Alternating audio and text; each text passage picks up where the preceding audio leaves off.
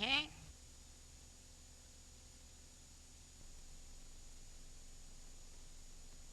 पग चले ही सुने बिन काना, और बिन कर कर्म करे विधि नाना। ना उसमें पग हैं, न उसमें कान हैं, न उसमें हाथ हैं, और फिर भी नाना प्रकार के इस संसार के कार्य उसी के बल से चलती हैं। उसको क्या कहते हैं? ओम।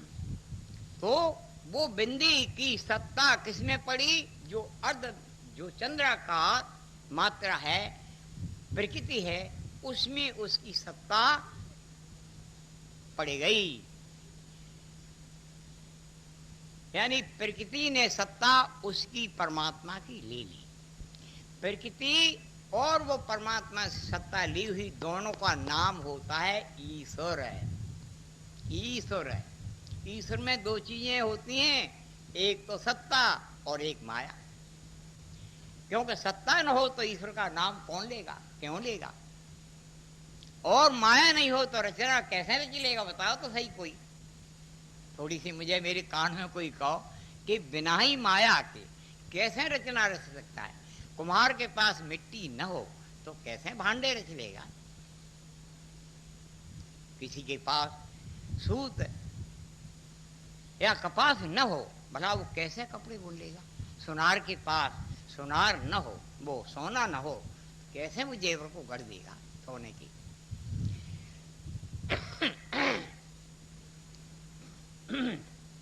तो ईश्वर में दो चीजें, एक माया और एक सत्ता, ईश्वर परमात्मा की सत्ता।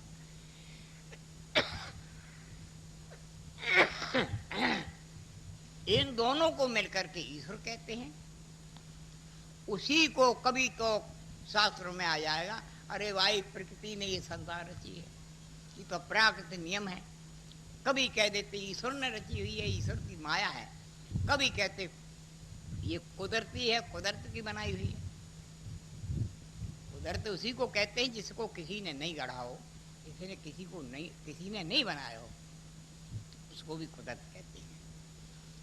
उसी एक ओम से ये सारी सृष्टि रचना हुई है, उस ओम से, परमात्मा से नहीं।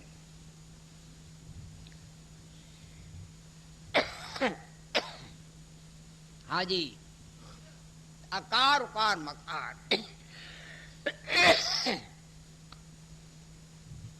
आप सुनिए रचना का खेल। अकार उकार मकार, ये तीन मात्रा माया को लेकर के उनसे रचना शुरू हो रही है। प्रथम क्या बने? तीन गुण जिनको कहते हैं। कौन से? रजोगुण, सतोगुण, तमोगुण, अकार उकार और मकार। ये उन्हीं के तीन गुणों के विशेषण हैं। अच्छा जी, फिर लोक, मृत लोक, पाताल लोक। अकार उकार और मकार उन्हीं के रूप में है, वही ओम के रूप में है। उसके बाद तीन प्रकार की फिर उसमें रचना हुई। कौन कौन सी? स्त्री, पुरुष और नपुंसक, इसको कुशल आदि कहते हैं। अकार उकार मकार उन्हीं मात्रा के अंदर ही है, उनसे बाहर नहीं, उन्हीं के रूप में। फिर इनको गुण रूप से देवता, मनुष्य और राक्षस, अकार उकार मकार। इसको अधिक परिभाषा नहीं बोलेंगे क्योंकि जनता। तो ये क्या हुआ?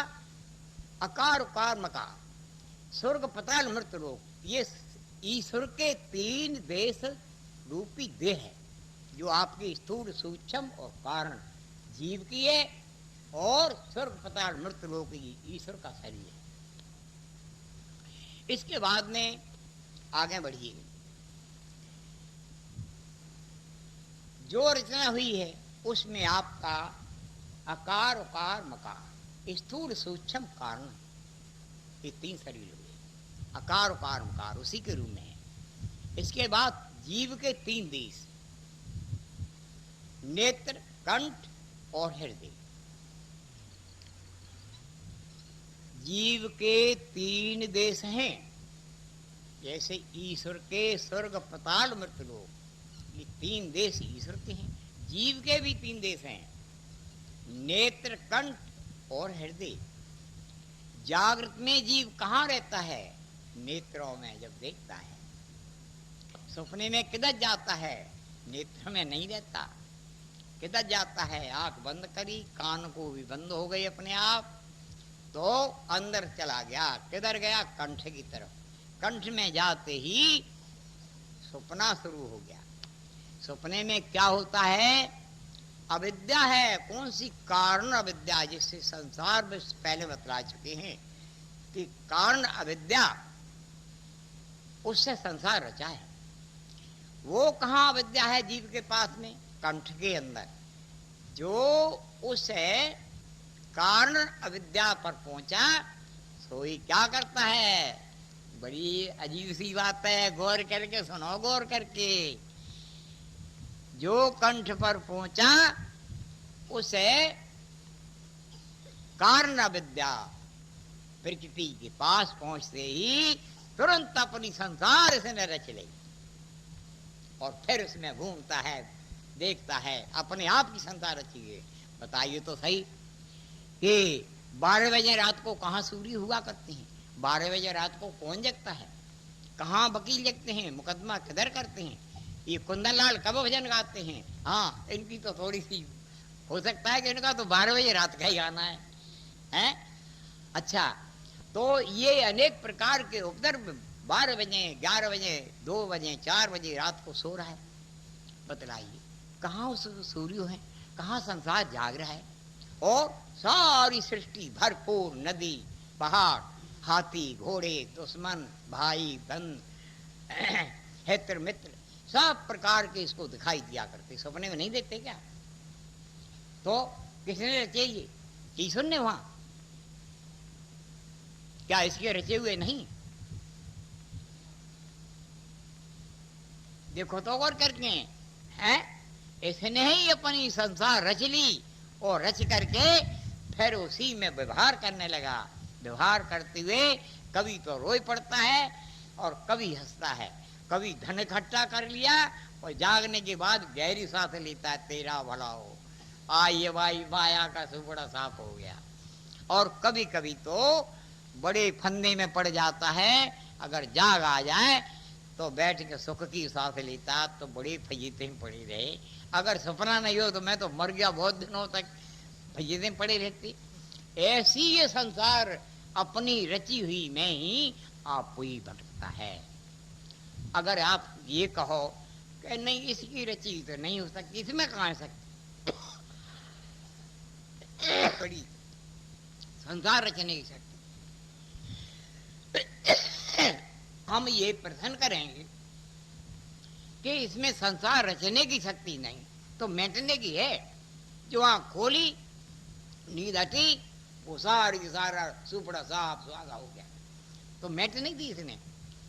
अरे जो सृष्टि को रच सकता है वो मिट भी सकता है, जो मिट सकता है वो रच सकता है? ऐसा ही जीव है। क्या जीव को समझते हो आप? लेकिन जीव 2 कोटि के अंदर है। एक इसके अंदर मैं ऐसी भरी हुई है जो सर्वत्र व्यापक है, असीम शक्ति है, असीम अपार, सब प्रकाश से पूर्ण एक मैं इसके अंदर है। और एक में ऐसी है कि जो आपको रोए दूसरे को रोवा रही। हाँ जी, तो एक मैं का गला काटने पड़ेगा और एक मैं रह जाऊंगा। जब मैं रह जाऊंगा तब मैं क्या कहूंगा? क्या पूछते हो भाई साहब, प्रेमी हो? एक दिन आपकी तरह मैं बड़ा दुखी था, बड़ा ज्ञानी मैं था, बड़े बंधन में मैं था।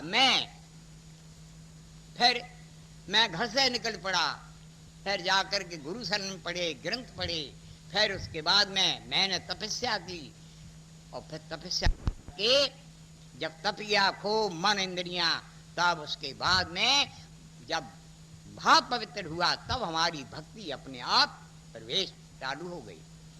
भक्ति उसी तरह चालू होती है जैसे पहाड़ों से गंगा जी समुद्र की तरफ अपने आप ढुक करके जाया करती है। जिस काल में भाव पूरा होने पर भक्ति अपने आप प्रभावित हो जाएगी। जब तक भाव पवित्र नहीं होगा तब तक भक्ति जैसी नकली बातें ही कहना होगा का भला। बिना सुंदर पवित्र भाव के बगैर भक्ति, लेकिन पवित्र भाव होने पर भक्ति शुरू हो जाती।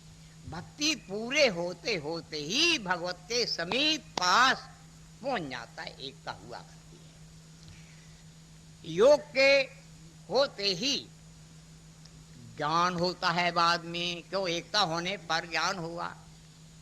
ज्ञान होने पर सब ही अज्ञान के टांके टूट जाते हैं। तो एक दिन मैं अज्ञानी था, फिर मैंने तपस्या की और फिर मैंने जो कमाया और फिर इसके बाद में मैंने ज्ञान किया सतगुरु के पास, सतगुरु की कृपा ले लेकर के। जिस काल में ज्ञान हो गया उसके काल में मैं देखो ये बैठा हूं, अब मुझे किसी प्रकार का भ्रम नहीं और परमात्मा में और अपने में किसी भी प्रकार का हमको भेद दिखाई नहीं देता है। हाँ, ये जरूर कह सकते हो। सुनिए, अभी अभी आपको समझ में नहीं आई होगी तो संतों ने, महापुरुषों ने दृष्टांत रखा है। दृष्टांत जिसको आप कहानी कहते हैं, वो दृष्टांत इसलिए सुनाया जाता है कि उस जगह पर ये दृष्टि पहुंच जाए, उसको दृष्टांत कहते हैं। दृष्टांत सिद्धांत पर, जो सिद्ध वस्तु है उस सिद्धांत पर दृष्टि पहुंच जाए, उसको सिद्धांत दृष्टांत कहते हैं। सुनो, ये आप जमींदार लोग हैं, सभी इस बात को खूब ज्ञाता अच्छी तरह हैं कि नहर से पानी खाड़े में चलता है मोगी के द्वारा। नहर देती रहती है पानी और खाड़ा मांगता रहता है, यानी लेता रहता है। ये आपको सभी को पता है। नहर देने को मना नहीं करती और खाड़ा भी लेने से हटता नहीं। इसी प्रकार से ये हमारी गति दीनता हो चुकी है कि हम हर समय ईश्वर से झोली अपनी पसार ही रहते हैं। ईश्वर देता रहता है और हम लेते रहते हैं हर समय। ये नवान में हमारी कब से दीनता ऐसी चली आ रही। दीनता हमको बड़ी प्रिय हो गई मांगना। हाँ, जब से हमको मांगना प्रिय हो गया है तब से ही हमारे साथ दीनता चली आ रही है और नवान में कब तक चली जाए, इस पे गौर करिए बड़ा ध्यान से। थोड़ा ही बोलूंगा, आप ज्यादा नहीं। जैसे मृत्यु का प्राणी 2-4 सांसें लेने के बाद में और मुंह बंद कर जाता है, सो ही हमारा हाल ब्याल हो रहा है। वो नहर से पानी खड़ा ले करके खेतों में छिन्न भिन्न करता रहता है, ये सभी जानते हैं। और लेना पड़ता है उसको नहर से। अगर वो खाड़े में नहर से 10 फुट, 15 फुट, 20 फुट, 50 फुट आगे जाकर के एक बंधा लगा दिया जाए, बंधा लगा दिया जाए बांध, तो क्या वो पानी बांध में चढ़ करके लौट के नहर में ठोकर नहीं मार सकता? ये तो सब जमींदार जानते ही हैं, इसमें हमको ज्यादा जोर नहीं लगाने पड़ेगा, क्योंकि इसको आसानी से ही जिम्मेदार लोग समझ सकते हैं। क्या वो पानी लौट के नहर में ठोकर नहीं न मारेगा? मारेगा, अवश्य मारेगा। और थोड़ी सी देर के बाद में चढ़ करके आप किसी कारीगर से सूत बनवा के देखो, नहर के बराबर खाड़े में पानी एक सूत भर की नीचा ऊंचा नहीं होगा, बराबर समतल एक बराबर हो जाएगा। उसके बाद क्या होगा कि उस खाड़े का पानी रुका हुआ, ये जरूर है कि अपने को जब शरीर देखेगा तो खाड़ा ही मानेगा, दिखाई देगा, है ही। लेकिन पानी के रूप में प्यारे नहर से अपने को कम नहीं देखेगा किसी भी प्रकार से, कि मैं नहर से कम नहीं हूं, नीचा ऊंचा नहीं हूं, बराबर हूं, ऐसा देखता है। इसी प्रकार ये जीव योग और भोग, योग किसे कहती हैं? योग आप समझते हो, आंख बंद करके बैठ गए और ऐसे आसन लगा करके बैठे ये कमा रहे हैं। अरे यूँ तो भूत बैठे होते हैं। किसी महात्मा के आसन पर कोई साधु पहुंच गया चेला और कहने लगा महाराज मुझे कुछ सुनाओ समझाओ। वो कहने लगे तुम्हारे को तुम्हारे गुरु ने कुछ नहीं समझाया? कि हाँ समझाया है। क्या समझाया है? तो तुरंत ही आसन लगा करके यूं बैठ गए। चल निकल यहां से, बाहर हो जा आसन के। तेरे जैसे भूत तो हमारे घर नहीं लगे हुए मंदिरों में हैं। तो भूत बनने की जरूरत थोड़ी है। यहां तो जरूरत है मान की, विचार की, ज्ञान की।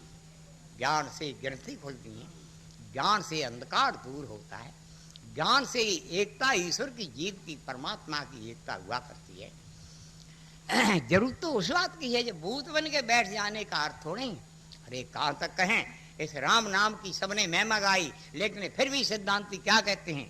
अरे राम राम के कहें मुक्त ना होई, तू मूर्ख मानस जन्म मुफ्त में खोई। एक राम राम के खाली कहने से मुक्त हो जाएगा तू? ये सस्ते छापे खाने से निकाल दी गई है। और किसके लिए? जो बिल्कुल ही नादान, जैसे बच्चा नादान बच्चा होता है उसको स्कूल में बैठा रह जाता है। इसी प्रकार से नादान पर ये कहो कि बाकी पहली पढ़ाई से स्कूल से ही बीए पास, डबल एमए आदि हो जाए, ये कहीं ऐसी बातें हुआ करती हैं। जो एक मंत्र ले लिया तो उसने समझ लिया कि आज हम फलानी जगह से ले आए उपदेश, अब हमारे पल्ले में हमको जब पहुंचना था पहुंच गए, जो कुछ मिलना था मिल गया। ये मूढ़ खोरन की बातें कहां तक कहीं आएंगी? तू मूर्ख मानस जन्म मुफ्त में खो गए। ये राम राम के कहे मुक्त नहीं हो गए। तू पर सतगुरु की शरण जबी कछु हो गए। कोई ब्रह्मात्मा ईश्वर को समझावे, ये आप न समझे ना और न समझावे, ये आप न खुद खारी खाए खाण पर खावे। अरे तू हटका पंछी बना फिर पछतावे, तू पर सतगुरु की शरण जबी कछु पावे। कह गए पारखी संत यही एक अंत, ये अंत आखिरी बात ये है। इस बात को हम सुनाएंगे महापुरुषों की, तो सबने यहाँ पर ठोकर तीर मारा है, लेकिन देखता वो है जिसकी जितनी ऊंची निगाह पहुंच जाती है उतनी ऊंची बात और सूक्ष्म चीज को देख सकता है। यहाँ पर सब बड़े बड़े महापुरुष हैं, सभी ने अपनी अपनी वाणी ठोकी है ला करके। नानक देव जी कहते हैं अरे राग दोष को खोइए खोजिए पद निर्वाण, नानक ये मार्ग करने गुरु मुख कोई कोई जान। ब्रह्मानंद जी कहते हैं इसी पद के ऊपर, लाखों योजन पर्वत ऊंचा घाटी विकट करूं, कर कर जतन फेरे बहुत तेरे पहुंचे विरली सो। कबीर कहते हैं कबीर का अगर सिकर पर जहां से लाहली गैल, पैर नटके पपील का ये पंडित ला दे बैल। अरे पंडित तू बैल ग्रंथ है, बैल पे लाद करके तू मेरे घर सातरा से जा रहा है, कैसे पहुंचेगा? कबीर का घर सिकर पर, सिकर ऊंची इतनी है जहां से लाहली गैल, चिकनी रपटीली, जहां पैर न टिके पपील का, एक कीड़ी का पैर नहीं टिकता है, तू पंडित बैल ग्रंथ लाद करके कैसे मेरे घर पहुंचेगा? हाँ अच्छा, इस पहुंच को छोड़ो, लेकिन प्रसंग पर आ जाइए कि योग क्या है और भोग क्या है। अरे भोग उनको कहते हैं प्यारे जिनसे शक्ति छीण हुआ करती है। दो ही बात में किस्सा खत्म। योग किसको कहते हैं? जिससे शक्तियों का विकास होता है। शक्तियों का विकास क्यों करना पड़ता है? शक्तियों का विकास यूं करना पड़ता है कि जिन सब शक्तियों का विकास करके एक सर्वशक्तिमान है उसके पास पहुंचता है, और जिसने कोई शक्ति थोड़ी बहुत पैदा की और उन शक्तियों का प्रयोग करके जनता को दिखाने लगे, नाटक सिद्धियां उनकी गम में नहीं हुआ करती। ये तो सर्व शक्तियां को इकट्ठी करके और उन शक्तियों को बीच में खर्च नहीं की जाती। एक सर्वशक्तिमान जिसको परमात्मा कहते हैं, बस उसी में विलीन कर दी जाती वो शक्ति। और सर्व शक्तियों से आप एक कैसे होता है, जैसे नाम और रूप को मिटा मिटा करके गंगा जी समुद्र बनती चली जा रही है, इसी तरह ये जीव अपने को योग साधना करके और ये संसार से नाम और ये रूप हैं जो कि मृतका के समय मिट जाते हैं, पर साधक साधन करने वाला जीते जी अपने नाम और रूप को खो देता है और परमात्मा में विलीन हो जाता है। और भोगों से जैसे पानी छिन्न भिन्न होकर के खाड़े का संसार में ही विलीन होता रहता है, इसी प्रकार भोग से ये संसार में अपने को प्राणी न मालूम कब से छिन्न भिन्न करता रहता है। बस इसी का जो भोग का भेद है। और इसीलिए भोगी पुरुषों को जोगियों की बात को सुनना पड़ता है, उनकी बात समझना पड़ती है, पर पढ़ने क्यों नहीं पड़ता कि हम सुनते ही सुनते हैं, लेकिन योग साधन को लिए हम जोर नहीं दिया करते। बोलो सच्चिदानंद भगवान की जय।